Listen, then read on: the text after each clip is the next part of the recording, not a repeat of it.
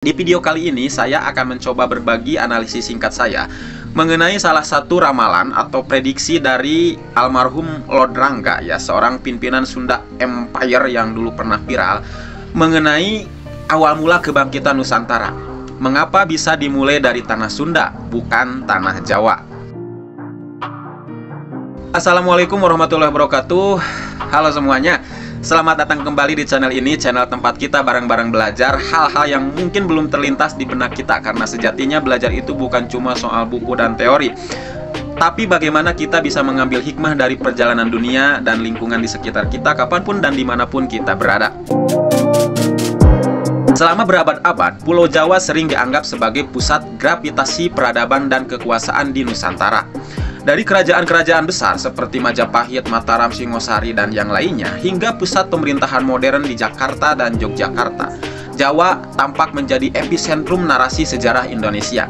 Namun dalam melihat masa depan, kebangkitan Nusantara yang lebih inklusif, stabil, dan harmonis, muncul satu pertanyaan mendalam.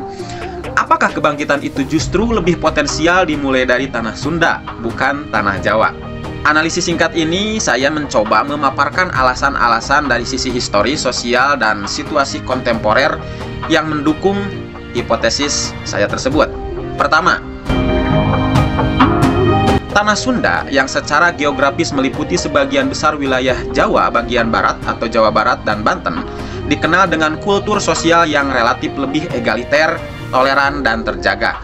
Masyarakat Sunda memiliki sistem nilai yang menekankan pada keharmonisan, silih asih, silih asah, silih asuh, dan penghormatan terhadap alam. Kalau istilah Sundanya, leuweung ruksak cai beak, atau jika hutan rusak, air pun hilang.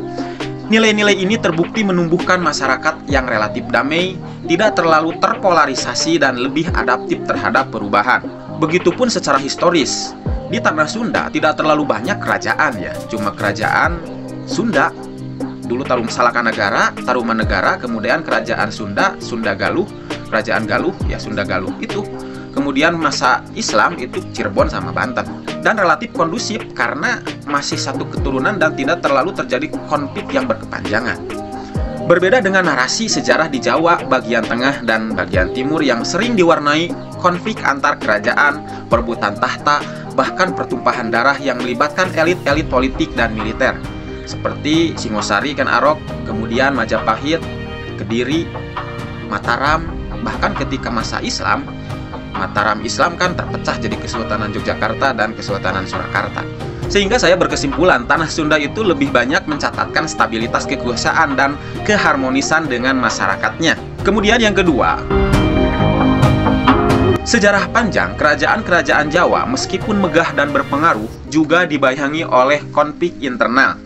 Dari perseteruan antara Majapahit dan Kediri, pemberontakan dalam Mataram Islam, hingga keretakan politik pasca pembentukan Kesultanan Yogyakarta dan Surakarta.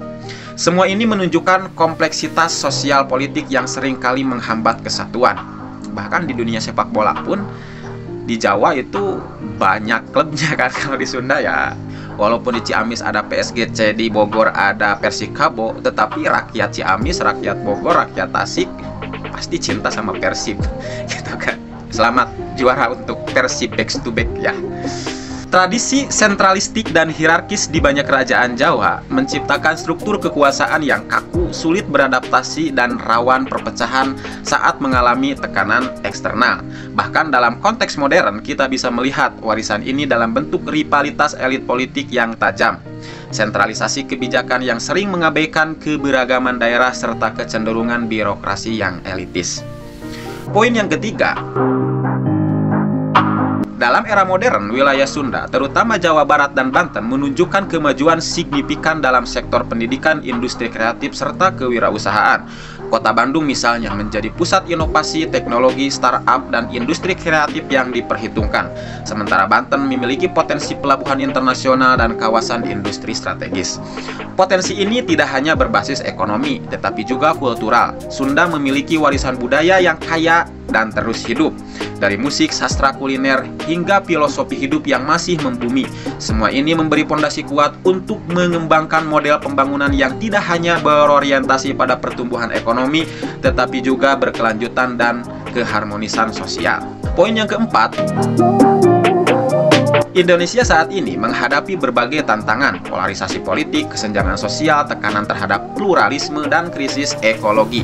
Dalam kondisi ini, masyarakat Indonesia mulai mencari model kepemimpinan baru yang lebih inklusif, bijaksana, dan berdasar pada akar kearifan lokal. Model sosial masyarakat Sunda yang mengedepankan musyawarah, keadilan, dan harmoni bisa menjadi inspirasi untuk menjawab tantangan tersebut. Kebangkitan Nusantara tidak mesti berarti kebangkitan kekuatan besar yang hegemonik. Ia bisa berwujud sebagai kebangkitan kesadaran kolektif dari komunitas yang hidup selaras dengan alam, toleran terhadap perbedaan, dan mengedepankan nilai-nilai kemanusiaan. Poin yang kelima, penting untuk ditegaskan bahwa hipotesis ini bukan bermaksud mengklaim superioritas tanah Sunda atas tanah Jawa atau wilayah lainnya. Justru ini adalah ajakan untuk melihat bahwa kebangkitan Nusantara bisa berasal dari tempat yang selama ini kurang disorot dalam narasi nasionalisme konvensional. Tanah Sunda dengan stabilitas sosialnya, kekayaan budayanya, serta potensi ekonominya dapat menjadi poros alternatif dalam memimpin semangat kebangkitan Indonesia yang baru, yang lebih adil, damai, dan berkelanjutan. Tapi ini tentu perlu sinergi dengan daerah lain termasuk Jawa, Sumatera, Sulawesi, Kalimantan, Nusa Tenggara, Bali, Papua, dan yang lainnya. Sejarah tidak ditulis sekali untuk selamanya. Ia terbentuk dari narasi yang hidup dan bergerak. Kebangkitan Nusantara tak selalu harus datang dari pusat-pusat kekuasaan lama. Ia bisa muncul dari akar dari masyarakat yang membangun dengan harmoni dan kesadaran budaya.